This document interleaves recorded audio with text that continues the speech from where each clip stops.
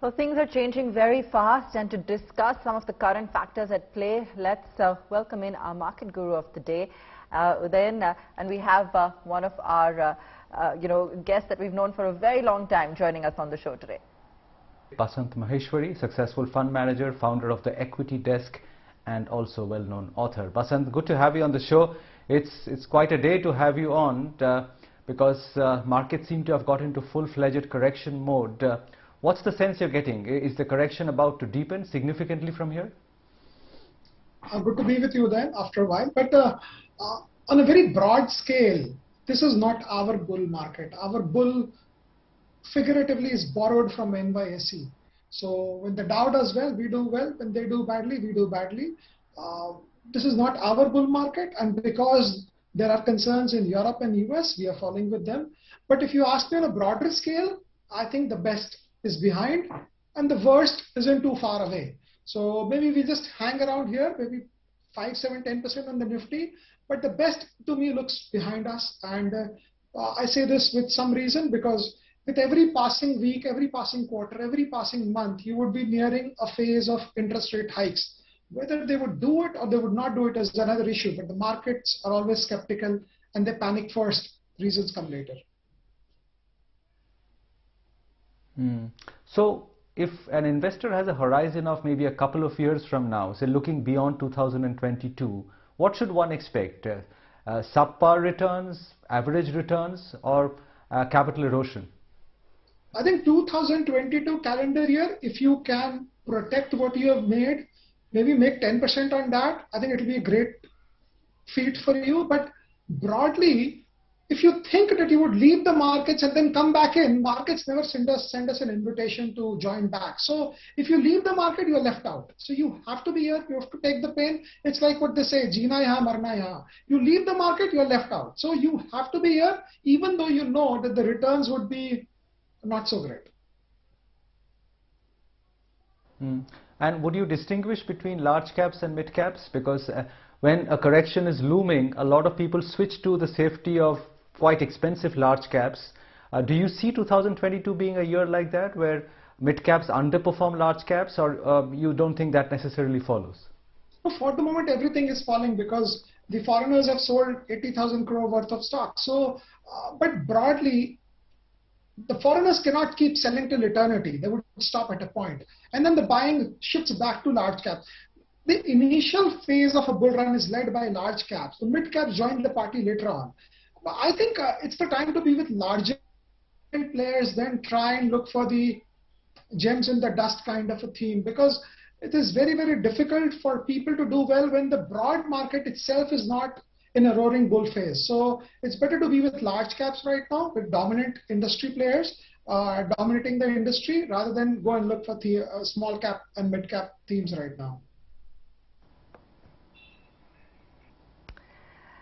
Basant, you've been fairly positive about the economic cycle and how we're poised, at least with regard to domestic factors, at the cusp of a new growth phase.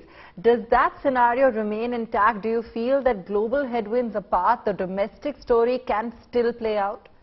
No, I have a different view, Abha. Okay. I think domestically there are headwinds. Okay. Globally, we are still floating because there's so much of liquidity and we're doing well. So what is doing well? I keep saying this all the time. The global auto companies are doing well. The global metals are doing well. The IT is in another phase. The pharmas did well in the initial phase. What isn't doing well? Banking, financials. And they are the core of India. So these banks, 99% of their operations, maybe 100% of them come from India, and they are not doing well. So basically, there's some problem with the domestic economy. Internationally, because there's so much money chasing stocks, those companies are doing well. That's an interesting point, Basant, because there is so much heartburn about the fact that the bank Nifty is not doing well, and the common perception seems to be banks are not doing well because FIIs own them and FIIs are selling, and therefore HDFC Bank and HDFC and ICICI cannot do well. But you're saying that it's not just a technical factor, that there is a fundamental reason for it, for why banks are underperforming the market. Udayan, FIs also own the IT stocks. They own Infosys, they own TCS, they own the HCL Techs, the Mindtrees, the Coforge, and everything. But those stocks, year to date, they have delivered. So it's good to see. We did study. So when the FIs start to sell, everything falls. But after 1 month, after 2 months, it's like things finding their own level. So the water finds its own level. The good stocks come back. So banks, I think they're in some sort of a bother. They've gone up because there was so much of money floating around. Kotak Bank, I think year to date hasn't given positive return. It could be 1 or 2% here and there. And Kotak is one of the pristine banks in India. So there is something wrong which is happening. So maybe, I don't know what's there. Maybe the COVID, the lockdowns, the overarching fear of nothing big happening right now on the domestic front. But whatever it is, I think the bank Nifty and the financials are in a problem.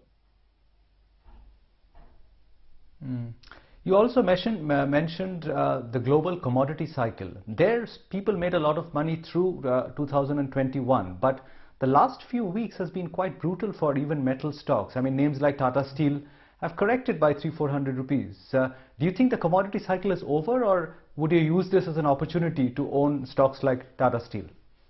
So if internet and digital is defined by what happens in America, I think metals like steel and aluminum is determined or defined by what happens in China. So there are two schools of thought. The first school of thought is to assume that China is going to grow at sub 5% next year. Then there's a huge problem everywhere. The second school of thought is China wouldn't grow at sub 5. They would grow at 6, 7, 8%. They would need to reflate their economy. And that China is playing a great trick. They are cutting down interest rates. America and Europe are increasing interest rates. So I think the balance of trade is shifting towards China. I think China is the only player on the chessboard who can go and tell Powell that, wait, hang on a minute, you cannot raise rates. So I think China growth would come back. And importantly, as long as China doesn't export metals, we are all fine. All the previous last 2 decades, if you go around, all the metal hammering has come across because China was exporting deflation across the globe. So if China is not exporting, and they're not exporting because of climate reasons, and they've removed their export incentives to metals for like steel and aluminum also. So I think we are all fine, but for the moment when things fall, everything falls.